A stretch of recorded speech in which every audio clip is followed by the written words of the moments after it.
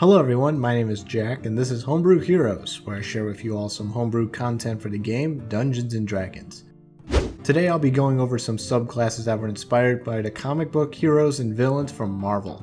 If you ever wanted your character to have the powers of your favorite superhero, then you have come to the right place. If you're interested in these classes, the links to them can be found in the description below. With that said, let's assemble.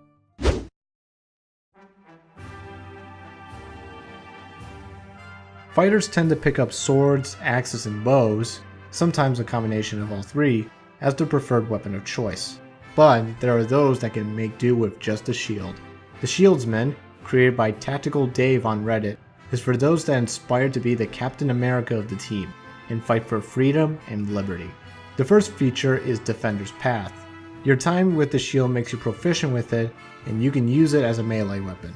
You also gain 3 unique abilities. Shield Guard lets you reduce damage from melee and range attacks whenever you take the dodge action.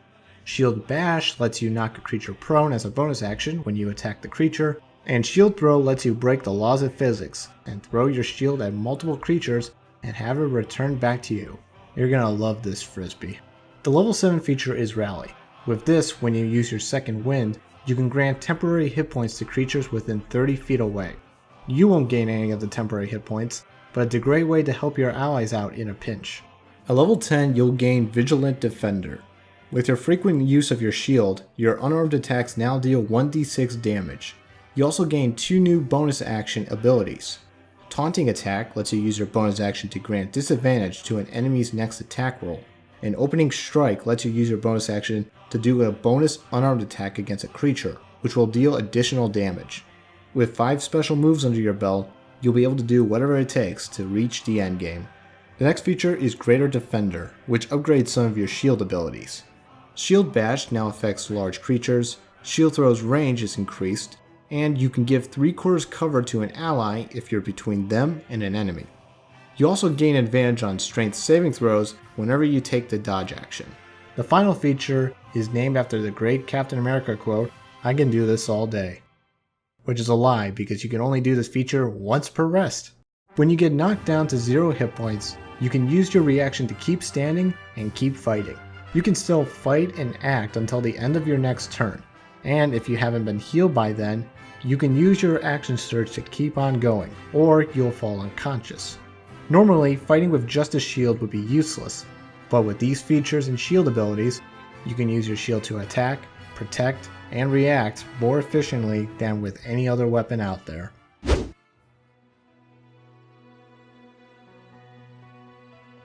There are 2 themed Marvel options for the Warlock, starting with the Asgardian Pact. Created by Paramyth on DNDBeyond, you make a deal with one of the Norse gods or Valkyries to fight in the name of the Allfather and for the realm of Asgard.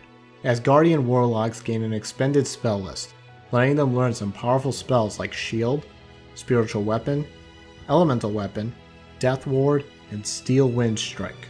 At level 1, you'll gain the Eyes of the Allfather, which grants you a spirit to serve you. Spirit takes the form of a crow, and you'll have a connection with it. You can speak to it from 100 feet away, and you can see and hear through the crow's eyes. Since the crow doesn't sleep, and it has dark vision, it can be useful to have as a lookout during rest. If the crow dies, you can resummon it during a rest. You also get Valkyrie's Wrath at level 1. With it, you'll gain proficiency in medium armor, shields, and martial weapons. You can also touch a weapon that you can fight with and use your spellcasting ability for its attack and damage rolls, instead of using your strength or your dexterity. This will definitely help out those that took the Pact of the Blade. The next feature is Valkyrie's Ward. As a bonus action, you gain a bonus to 1 saving throw of your choice for 1 minute. The bonus is equal to your Charisma modifier, the primary stat for Warlocks, so it should provide you with a very helpful ward. Next is the Steed of the Allfather. Similar to the Eyes of the Allfather feature, except this time, you'll gain the service of a spiritual Selfnir, a grey 8-legged horse.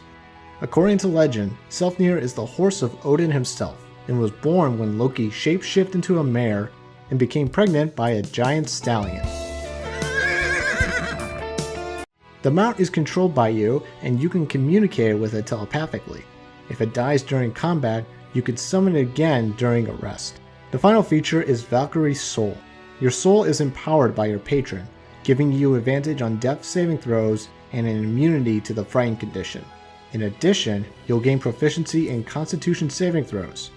But if you already have that, you can gain a proficiency in either strength, intelligence, or charisma.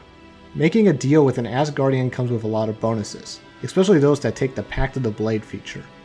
With the 2 spirits to serve you and some sturdy combat features, you'll feel as powerful as any Valkyrie or Asgardian.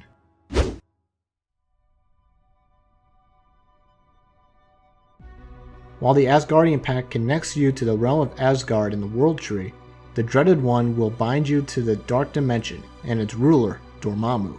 With his power, you can harness his cosmic energy and terraform the earth around you to reflect his dimension.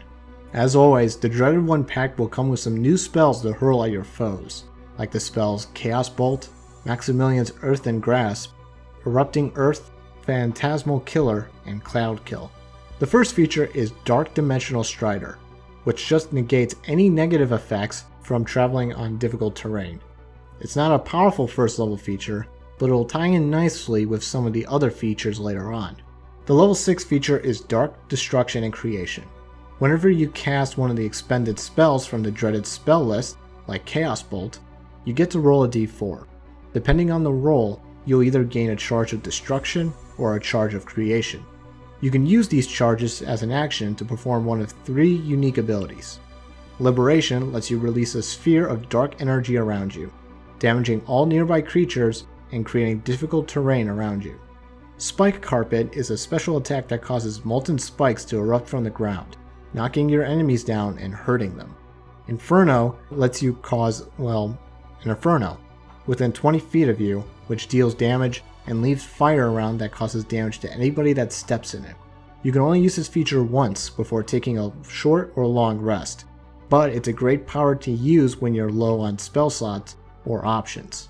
The next feature is Dark Invasion at level 10. With this, you can create a portal that will summon the Mindless Ones, which are large, lumbering constructs from the Dark Dimension. The subclass comes with a stat block for the Mindless Ones, including their attack options.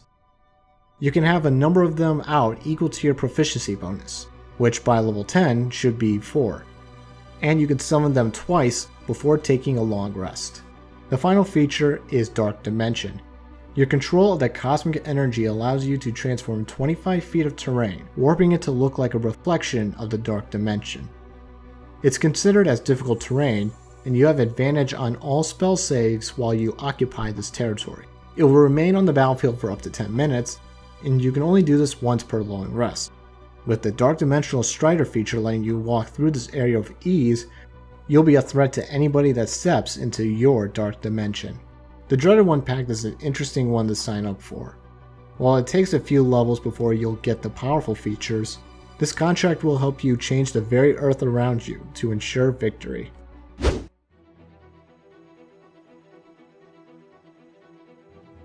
Many view blindness as a curse or a flaw, but some see no issue in fighting without it. Monks that choose the way of the Blind Devil tradition, based on the blind vigilante himself, Daredevil, sacrifice their sight to strengthen their other senses and discover knowledge that can't be seen with the naked eye. The first feature is Alternate Perception. This grants you abilities that can heighten your senses. You gain a blind sight range equal to your unarmored movement. You can also spend key points to extend this range. You can't fall for any visual illusions, and you are resistant to radiant damage. There are some downsides for this gift, however.